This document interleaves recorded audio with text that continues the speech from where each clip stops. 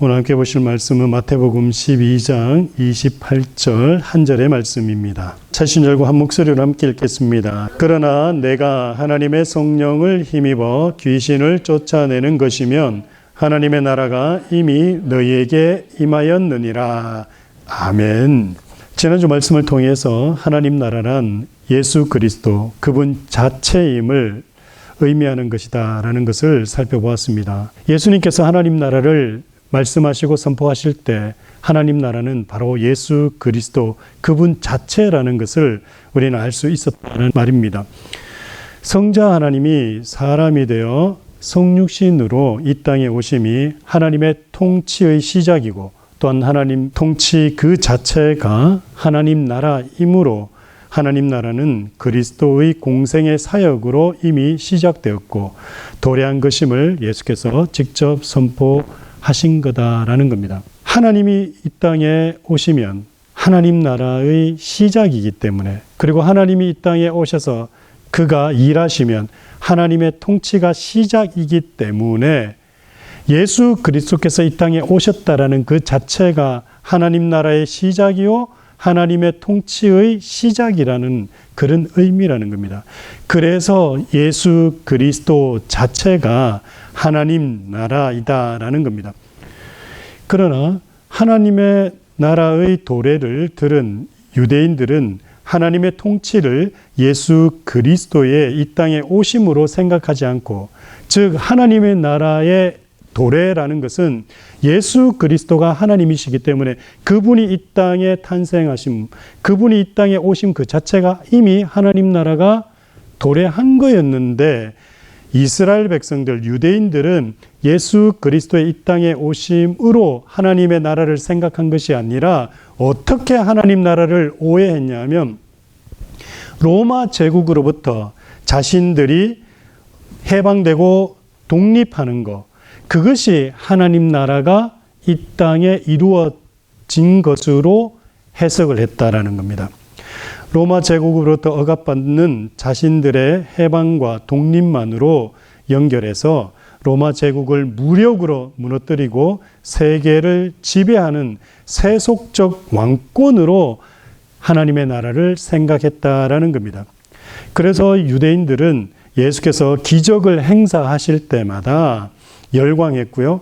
그때마다 이스라엘의 자주 독립과 세계 위에 자신들의 통치를 이스라엘의 영광으로 생각했습니다.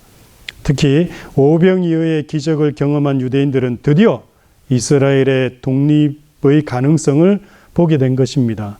그래서 오병이어의 기적 후에 사람들은 예수님을 억지로 잡아서 임금을 삼으려고 했다라는 것을 지난주 말씀을 통해서 살펴보았습니다. 그러나 예수님은 그런 세속적인 세상 나라의 건설을 하나님 나라로 일치시키지 않으셨습니다. 오히려 예수님은 자신의 나라는 이 땅에 속한 것이 아니다라고 말씀했습니다. 여기서 말하는 이 땅에 속한 것이 아니다라는 건 바로 세속적인 그런 나라가 아니라는 거죠. 정치와 힘의 원리로 세워진 나라가 아니라 바로 예수님이 영적으로 다스리는 그런 나라라는 거죠.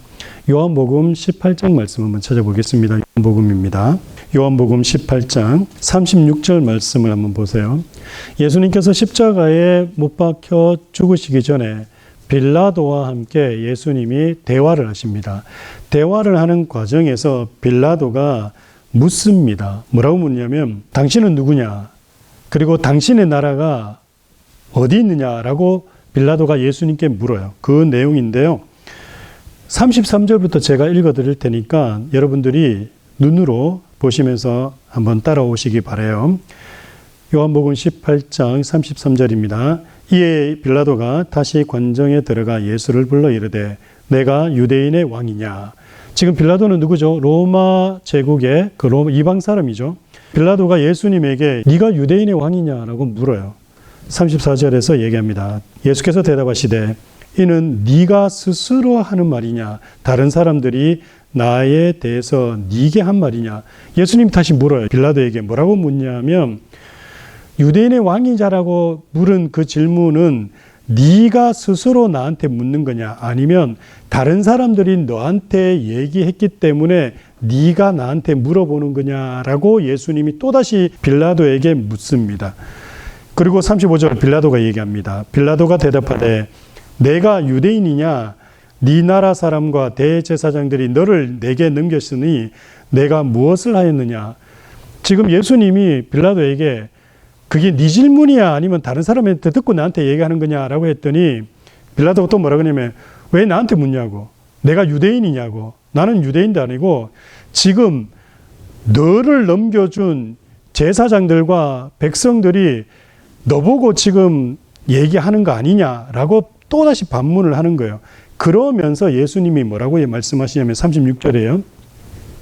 예수께서 대답하시되 내 나라는 이 세상에 속한 것이 아니니라.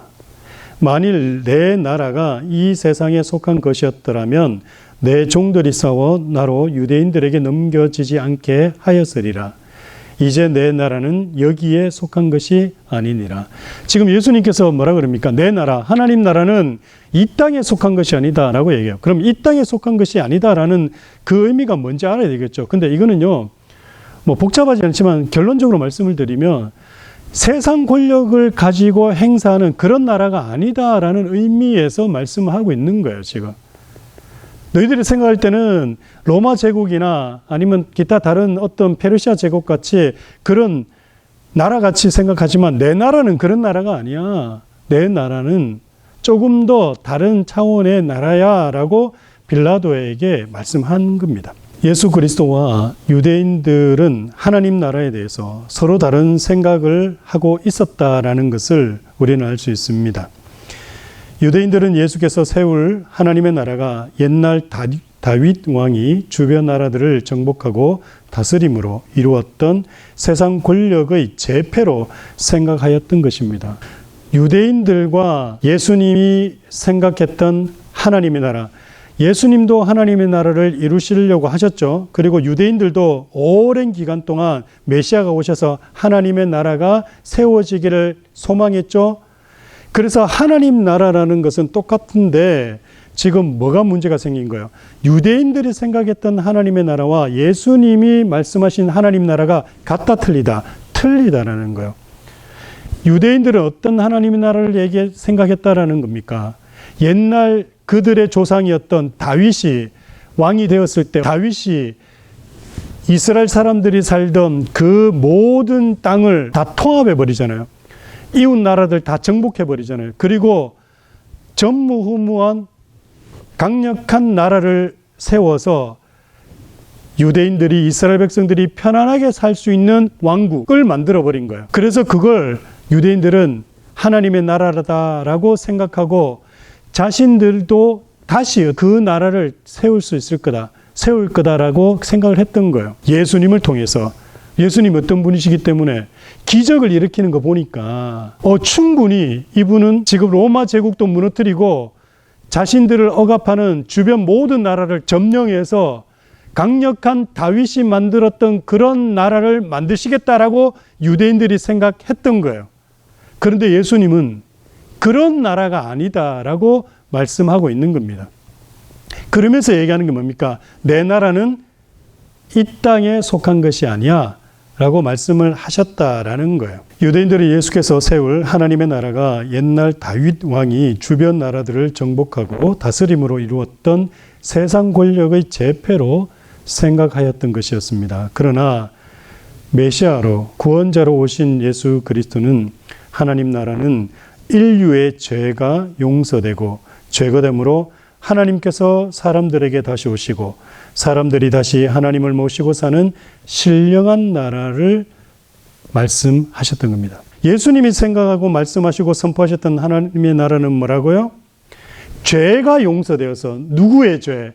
인간들의 인류의 죄가 용서되어져서 죄가 없어짐으로 하나님이 다시 오시는 거예요. 그리고 하나님이 다시 오심으로 사람들이 다시 하나님을 모시고 사는 신령한 나라, 그걸 하나님의 나라라고 예수님은 선포하셨다라는 거예요. 그리고 그 하나님의 나라를 가르치셨다라는 거예요.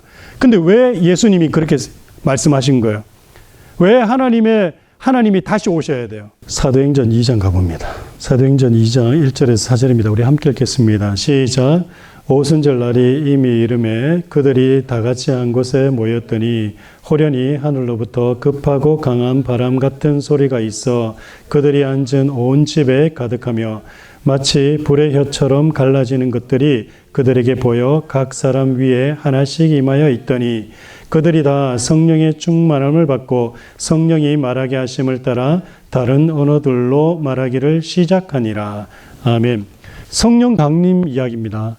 성령 강림 이야기가 왜 중요해요? 창세기 6장, 이따가 또 살펴보겠지만 창세기 6장 이후로 하나님의 영, 성령이 인간을 떠나십니까? 안 떠나십니까? 떠나십니다. 그때 떠나고 난 다음에 오늘 사도행전이 일어나기 전까지 사람에게 성령이 임하십니까? 안 임하십니까? 임하지 않습니다. 하나님의 공백이 생겨버려요. 뭐 때문에? 죄 때문에.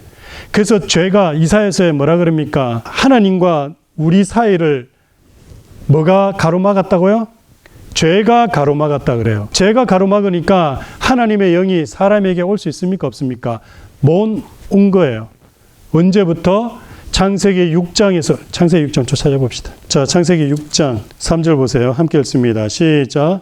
여호와께서 이르시되 나의 영이 영원히 사람들과 함께 하지 아니하리니 이는 그들이 육신이 됨이라. 그러나 그들의 날은 120년이 되리라 하시니라. 아멘. 지금 하나님께서 뭐라고 얘기합니까? 나의 영이 뭐죠? 성령도 하나님이시죠. 성령 하나님이 영원히 사람들과 함께 하지 않겠다라고 얘기하며 떠나버리십니다. 뭐 때문에 떠나버리십니까? 5절 보세요. 함께 읽습니다. 시작. 여호와께서 사람의 죄악이 세상에 가득함과 그의 마음으로 생각하는 모든 계획이 항상 악한 뿐임을 보시고. 뭐 때문에요? 인간의 죄 때문에 하나님의 영이 떠나버리십니다. 그리고 떠났던 하나님의 영이 얼마 동안, 여러분, 거진 4,000년 동안요, 4,000년입니다. 4,000년 동안 인간에게 임하지 않습니다. 그러다가 인간에게 다시 오신 날이 언제냐? 오순절 사건이에요. 그러면 이 오순절에 성령께서 오실 수 있었던 이유가 있어요. 그냥 때가 됐으니까 성령께서 오셨다? 아니에요. 성령이 오시려면 반드시 조건이 있습니다. 성령은 어떤 영이십니까? 거룩한 영이죠. 죄가 있습니까? 없습니까? 없습니다. 이사야에서 분명히 뭐라 그럽니까? 하나님과 우리의 사이를 갈라놓은 게 뭐라고요? 죄입니다. 그렇기 때문에 뭐가 없어지지 않는 한 성령이 오실 수 있다 없다? 없어요. 뭐가 제거되어야 돼요? 죄가 제거되어야 돼요. 근데 이 죄가 어떻게 제거됩니까? 그렇죠. 예수 그리스도의 구속사역, 그분의 구속사역이 완료가 되어야만 성령이 오실 수 있습니다. 그의 구속사역이 완료가 됐다라는 건 무슨 의미입니까? 인간의 죄가 없어졌다라는 의미예요. 그 죄가 없어지기 때문에 인간에게 오실 수 있는 겁니다. 그래서 어떻게 하시냐면 예수 그리스도께서 제자들에게 약속하시잖아요. 뭐라고 약속하십니까? 내가 가면 보혜사 성령이 너희에게 오실 거다. 근데 예수께서 왜 가셔야 돼요? 가셔야 되는 이유가 뭡니까? 십자가에서 그분이 구속사역을 완료하셨다라는 것을 누구에게? 아버지 하나님께 보고를 해야 돼요.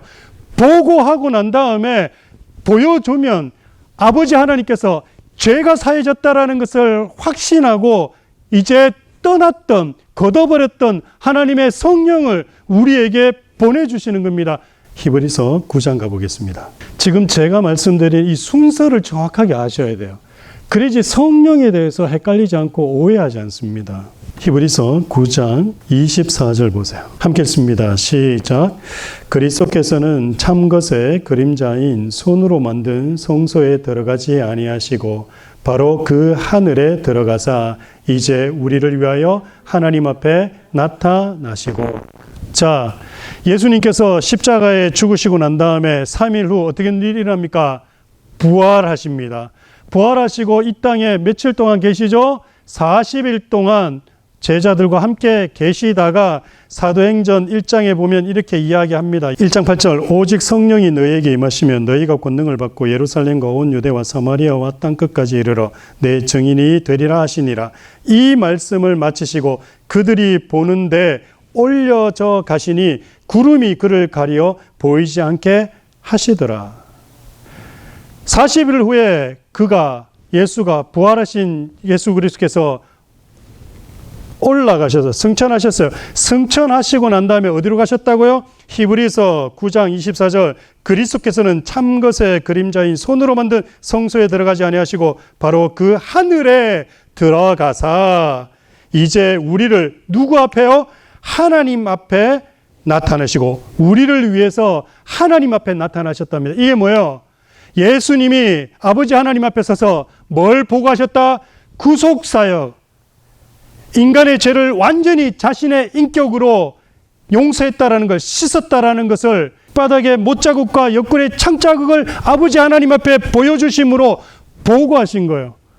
보고하고 나니까 하나님이 정말 인간의 죄가 속죄되었으니까 성령을 보내신 겁니다. 그게 사도행전 2장 성령 사건입니다. 성령은요 그냥 오신 게 아니에요. 뭐 어떻게 돼야 오신다고요? 인간의 죄가 사해져야 오신다. 여러분 마음속에 우리 가운데 성령이 계시다는 것은 무슨 의미입니까? 우리의 죄가 사해졌다는 얘기입니다. 근데 우리 죄가 그냥 사해집니까? 아니요. 어떻게 사해집니까? 예수를 나의 주, 나의 하나님으로 믿음으로 고백하면. 여러분 믿음과 믿음 고백이 달라요. 믿음하고 믿음 고백을 착각하는 분이 있어요. 믿음은요 가짜가 있을 수 있습니다. 그러나 믿음 고백은 가짜가 있을 수가 없어요. 그래서 우리가 입술로 믿음 고백을 해야 되는 겁니다. 속으로 머리로 아무리 내가 믿는다라고 뭐 수백 번, 수천 번, 수만 번 내 혼자 되새긴다 하더라도 그거는 거듭나지 못합니다. 믿음은 뭐냐면 고백되어져야 됩니다. 그래서요 세례 받을 때 어떻게 합니까? 퍼블릭 앞에 서서 고백하잖아요. 주 예수를 나의 주 나의 하나님으로 믿습니까? 그리스도를 믿습니까? 죄사함을 믿습니까? 그리고 그것이 고백되어지고 고백하면 그때서 어떻게 된다고요? 우리의 원죄가 사해짐으로 성령이 죄가 사해지니까 하나님의 영이 오시잖아요. 하나님의 영이 오시면 어떤 일이 일어납니까? 네, 예수 그리스도로부터 오는 모든 좋은 것들을 받을 수 있는 거예요. 공부 잘하고 싶으세요? 예수 믿으세요. 지혜의 영이신 성령께서 오시는데 그 성령이 우리를 지혜롭게 안 하시겠어요? 우리 자녀들은 정신 똑바로 차려야 돼요. 여러분이 아무리 저녁마다 물론 그런 친구도 있는지 모르겠지만 새벽 1시까지 막 공부하고 암기한 소용 하나도 없어요. 성령이 지혜 주시면요 끝납니다. 하나님이 우리에게 지식을 주시고 지혜를 주시는데 그분이 우리 가운데 오셔서 우리를 지혜롭게 하시는데 그래서 예수 믿는 거예요. 성령의 오심으로 성령의 권세로 병이 치료되고 귀신이 추방되고 그리고 사죄가 이루어지게 된 것입니다. 이 일이 예수 그리스도의 인격 안에서 이루어졌습니다. 여러분 여기서도 또 중요한 게 있습니다. 예수의 인격이 뭐죠? 예수님은 하나님이시자 인간입니다. 이게 인격이에요. 그런데요, 하나님은 신성도 있지만 인성도 있다 그랬죠. 근데 그 인성이 어떤 인성이라고 그랬어요? 우리랑 똑같은 인성이에요. 어떤 인성요? 우리는 육체도 있죠. 영혼도 있죠. 예수님도 예수님의 육체와 예수님의 영혼이 있어요. 많은 분들이 예수님의 신성과 예수님의 영혼을 헷갈려요. 같다라고 생각해요. 아니요. 예수님은 우리와 똑같은 인간입니다. 똑같은 인간이라는 것은 육신만 입었다는 얘기예요? 아니면 예수님도 우리와 똑같은 인간의 영혼을 가지셨다는 얘기예요? 가지셨다는 얘기입니다. 마태복음 1장에서 이야기하잖아요. 성령이 어떻게 해요? 예수님을 창조하시잖아요. 그리스도의 인격을 창조하신다고요. 초대교회 교부들이 이것 때문에 논쟁을 많이 했습니다. 왜 논쟁을 했을까요? 인간의 구원 때문에. 만약에요, 우리가 구원이 된다면 영혼이 구원받는 거예요? 아니면 영혼입니다. 제가 말해 영원이 아니고요. 영혼이 구원받는 거예요? 육체가 구원받는 거예요? 우리가 구원받는다고 할 때. 육체예요, 영혼이에요? 둘 다예요. 우리는 육체도 구원받습니다. 고린도전서 보시라고요. 고린도전서 보시면 육체가 구원을 받아요. 예수님이 다시 오실 때 우리 이 썩어질 몸이 썩지 않을 몸으로 바뀐다잖아요. 새로운 몸으로 바뀐다잖아요. 이 말은 뭐예요? 우리의 이 물질적인 육도 구원받는 거예요. 근데 영혼은요? 당연히 영혼이 구원받아야죠. 인간의 육신과 인간의 영혼이 구원받아야 됩니다. 그런데 초대교부들이 뭐 때문에 싸웠냐면, 그러면 예수님께서 우리와 똑같은 인간이 되셔야만 우리를 구원하실 수가 있는데, 그러면 그분은 육신만 입었다. 그러면 인간의 영혼을 구원할 수 있습니까? 없습니까? 구원 못합니다. 근데 예수님이 육신은 안 입고 영혼만 또 입으셨어. 그럼 우리 육신이 구원됩니까? 안 됩니까? 안 돼요. 그래서 예수님의 인격에 대해서 이야기할 때 그들이 초대교회가 교회들이 모여서 교회의 신학과 교리를 정립할 때 예수님의 인격은 신성과 인성인데, 그 인성은 완전히 우리와 똑같은 뭐가 있다? 육체와 영혼이 있다.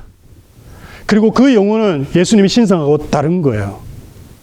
그래서 그걸 합쳐서 인격이라 그럽니다. 그래서 초대교회에서는 뭐라 그랬냐면, 예수님의 인격은 신성과 인성인데 그 신성과 인성이 연합되어 있다라고 얘기를 하는 거예요.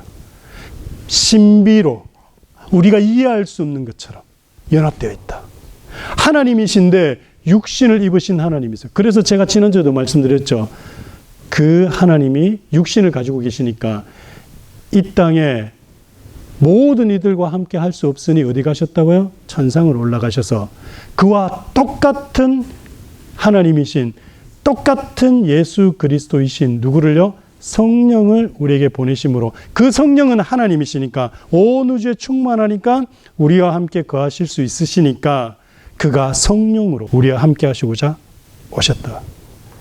근데 그 성령이 오실 수 있으려면 어떻게 해야 됩니까? 죄가 사해져야 됩니다. 그래서 이게 순서가 중요하다는 거예요. 오순절 성령이 그냥 일어난 게 아닙니다. 인간의 죄가 사해졌음을 온 천하에 선포하는 거예요. 그럼 육체로 가신 그분이 나중에 다시 오시면 여전히 공간적인 제약을 받으실 텐데, 그래서 에베소서에 뭐라고 얘기합니까? 마지막 때 그가 다시 오실 때 만유 안에 만유가 되신다 그러잖아요. 그때 예수님의 놀라운 변화가 일어납니다. 우리는 이해할 수 없어요. 물질이 만유 안에 만유가 될 수 있는 방법은 그분밖에 가지고 있지 않아요. 우리는 여전히 우리 이대로 있을 겁니다. 하지만 그분이 만유 안에 만유가 되세요. 물질의 몸을 가지고. 그게 신비입니다. 신비예요. 여러분, 성경 허투루 믿지 마세요. 리얼입니다. 리얼. 성경은 리얼입니다. 몰라서 우리끼리 상상하고 우리끼리 마음대로 막 SF 영화를 찍어서 그렇지, 성경을 정확하게 알면요, 조금의 오차도 없습니다. 그래서 예수님이 말씀하신 하나님 나라는 이 땅 가운데 하나님의 영으로 통치하시는 인류 보편적인 하나님 나라를 말씀하신 겁니다. 유대인들과 예수님이 말씀하셨던 하나님 나라가 서로 달랐기 때문에 예수님이 선포하시는 하나님의 나라를 들었던 유대인들은, 특별히 유대 지도자들은 예수 그리스도의 가르침과 그의 기적 행하심 때문에 걸려 넘어지고 반감을 갖게 되었다라는 것을 우리는 알 수 있습니다. 예수님께서 말씀하신 하나님 나라가 어떤 나라인지 좀 더 이해를 하셨으리라 생각이 됩니다. 물론 지금 이야기하는 하나님 나라는 장차 이 땅 가운데 완성될 또 하나님 나라와는 조금 다를 수 있습니다. 하지만 지금 얘기되어지고 있는 하나님 나라는 바로 이 땅 가운데 예수 그리스도가 어떻게 우리를 통치하시는지, 왜 이 땅이 여전히 하나님의 나라로 또 예수 그리스도의 통치가 이루어지고 있다라는지를 조금씩 더 깊이 이제 알아보기 위해서 말씀을 드리는 겁니다. 마지막으로 여러분에게 한번 묻겠습니다. 예수님은 누구십니까? 하나님이십니다. 바로 나와야 돼요, 이제는. 지금 1년 넘게 우리가 이 얘기를 다 하고 있고 듣고 있는데 여전히 예수님 누구십니까? 누구지? 이러고 있으면 안 돼요. 예수님 누구시라고요? 하나님이세요. 그래서 우리의 신앙의 대상이 누구라고요? 예수 그리스도입니다. 많은 분들이 예수 그리스도와 하나님을 분리합니다. 이거 분리하면요, 삼신론이 돼요. 이단입니다. 아니에요. 우리의 신앙 고백의 대상, 우리의 신앙의 대상은 누구라고요? 예수 그리스도십니다. 이 예수 그리스도가 온 우주 만물을 창조하신 창조주 하나님이세요. 그리고 예수 그리스도는 우리의 삶의 주인이시자 또 온 우주 만물의 주권자이십니다. 사랑하는 교우들에게 말씀을 드립니다. 이번 한 주간도 온 우주 만물의 창조주이시며 삶의 주관자이신 이분만 여러분들이 믿고 따르고 또 중심에 모시고 사는 그런 한 주간 되시기를 축원합니다. 기도하겠습니다. 참 좋으신 아버지 하나님, 하나님 나라가 이 땅 가운데 또 시작이 되었고 그 하나님 나라의 일원으로서 예수 그리스도를 우리의 왕으로 모시고 살아야 되는데 이번 한 주간도 예수 그리스도를 나의 삶의 주인으로 또 우리의 왕으로 그분만 믿고 의지하고 따르는 한 주간 될 수 있도록 인도해 주옵소서. 모든 것 주님께 감사드리며 예수님의 이름으로 기도드립니다. 아멘.